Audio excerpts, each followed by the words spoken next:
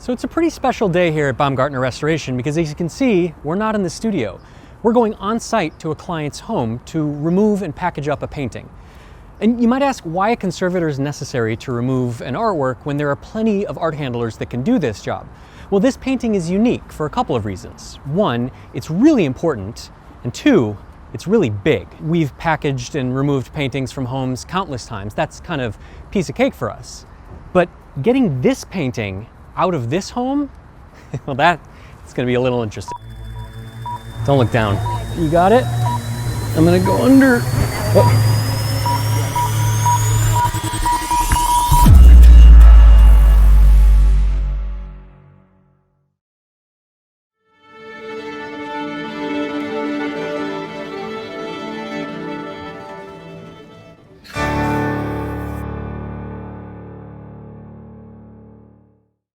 After abstract expressionism took New York and the art world by storm in the late 50s and 60s, the response or evolution of that movement was a more minimalist post-painterly abstraction, led by Frank Stella. Stripping all of the impasto, gusto, brushwork, and other signatures of the abstract expressionists out of the paintings, Stella left a minimalist study in color and form. These paintings are impressive not only in their intellectual composition and their execution, but also their scale. This painting measures nearly 12 foot square, and unfortunately won't be able to be removed from this apartment in one piece. When it was brought in, it was disassembled and carried up the stairs. And so today, we've been contracted by a major auction house who's selling this painting for its owner as they downsize their collection, to remove this painting. And today, I have both my assistant Kit and my brother Joel here assisting. And I've chosen them because they trust me, I trust them, we work well together, and they're completely comfortable taking orders from yours truly.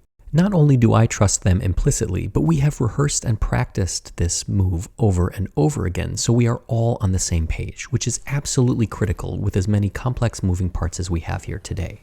Now, once we remove the painting from the wall, we're going to lay it down onto a piece of poly sheeting to protect the face as we handle it and as we roll it up. And then we have to remove this painting from its strainer support. All right, let's be mindful of keeping all these staples because I don't want them on the face of the painting.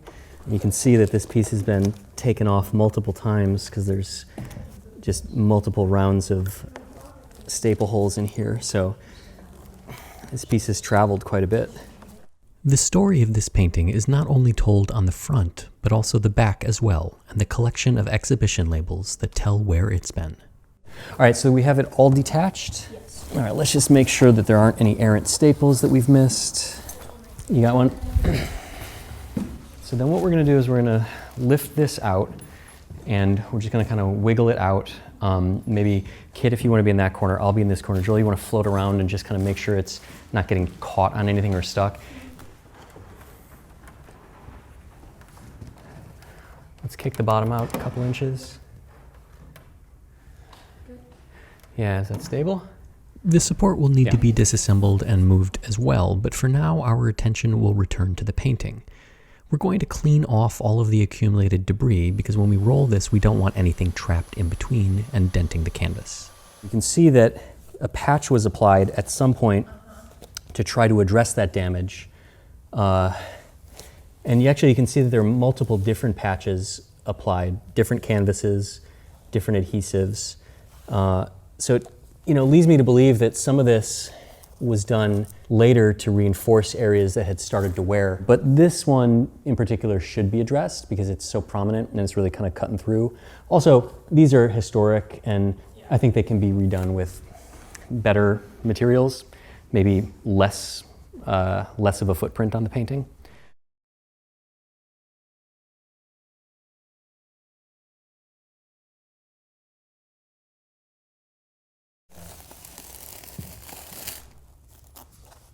And this is incredibly brittle.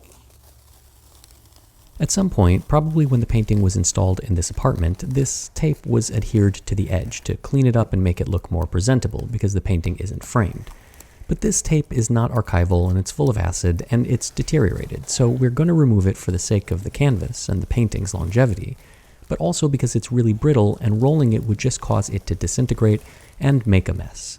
And if it needs to be recovered, a ribbon or a proper frame would be a better choice, but we'll leave that up to the future owners. Back over. All right. All right. So we're just gonna stop right here. Ooh, static. All right. Now back it up. And now we can begin rolling the painting. And we do so with the paint layer out. Even though this is acrylic and flexible and fairly thinly painted, we want to make sure that we don't compress or put any stress on the paint layer. The poly sheeting interleaves in between the back of the canvas and the face, making sure that there's no contaminants on the face.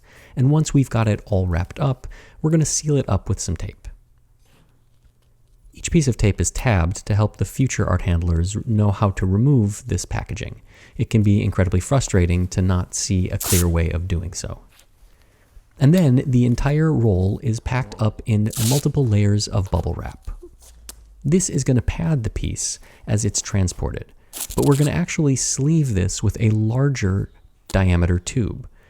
Even though this painting is wrapped onto a small tube and is stable, we are going to be handling this and going down 17 flights, and we want to make sure that any bumps or dings don't affect the painting. So we've created a larger tube, disassembled it in the studio, and are reassembling it here. This outer sleeve, or sarcophagus, is going to protect the painting as we handle it and transport it down the staircase. We're also going to feed in some rope through the center, and this is going to allow us to create a tether and handles on this tube, because it will get pretty heavy once it's all packed up. The inner roll is tightly fit to the outer roll. We don't want any movement or any shifting while we're handling it. That could cause damage to the painting. Once the inner roll is inside the outer sleeve, we can tape it all up and start the process of fitting the riggings. Using a couple of rock climbing standoffs, we're making sure that this rope is attached not only to the outside, but through this larger tube. We're going to tie it off and then use some duct tape to create handles. Every 2 feet or so, we'll wrap the entire tube and the rope with duct tape to create handles that will allow us to grab onto the tube.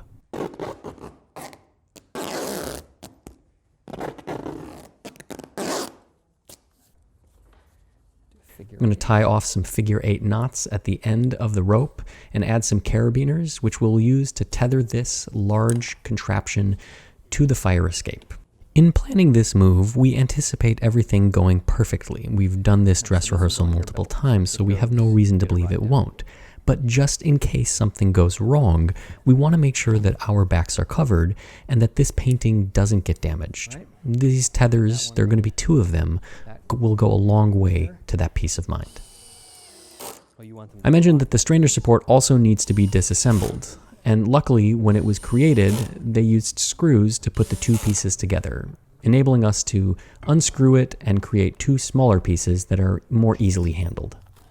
All of the old hardware is saved, and now we can remove the painting. All right, watch the artwork. Don't look down. I'm not afraid of cats. So what we're gonna have to do is we're gonna have to go over the edge. That way? Yep, but hold on, let me, Yes, sir. if you wanna take this and tether it to the end right there, just clip it on. You can go around and clip the rope through it. You got it? All right, so we are gonna have to go over the edge. And even though we've been here before and practiced this, taking those first few steps out onto the fire escape and cantilevering this very big and very expensive painting over the edge is nerve-wracking, to say the least. We just want to make sure that we have one tether always attached. I'm hooked. So now we're gonna go up. Jose, you and I are. Now you're going to go over the edge. Yes. All right, so we're going to go over. You want me to go? Nope, I'm going to go under. And you're still tethered Got it. over there. Yep. You'll go under and then carry it down. Lindy, if you would grab this. Yep. I'm going to come under. Somebody made sure that this fire escape passed its code, right?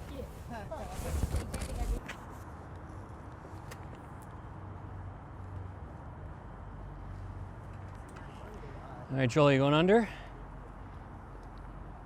As we continued to progress down each flight of the fire escape, carefully maneuvering this large tube, making sure that the painting is tethered to the fire escape at all times, and working around each other, our rhythm starts to set in. And this is no accident. We dress rehearsed this, we planned this, we thought about every contingency.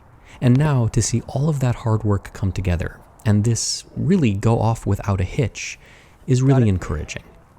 It was shared with me that when this painting was brought up, it was simply rolled up on a little tube, hooked up to a pulley, and hoisted up the outside of this 17-story building, in the wind, in the winter, many, many years ago. I shuddered to think of all the things that could have gone wrong, that luckily didn't. But we didn't want to take that chance. We considered using a hoist. We also considered using a crane, and even a helicopter to extract this painting.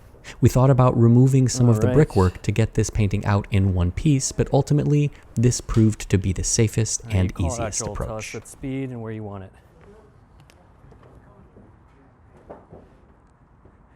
And as we head down those final steps and through the building out to the street where the truck is waiting for us, a great sense of relief washes over Joel, Kit, and I. Not to mention all of the people from the auction house, the owners, the consultants, and the insurance people who were watching us with eagle eyes. Our construction will then be placed in a larger wood crate to protect it during transportation to New York, and then ultimately it will be taken out, married back with the strainer support, and then presented at auction. And even though my role here was relatively small, that nothing happened, that everything went off perfectly, is a huge relief to everyone involved, and ensures that this painting will now live a long and fruitful life wherever it ends up.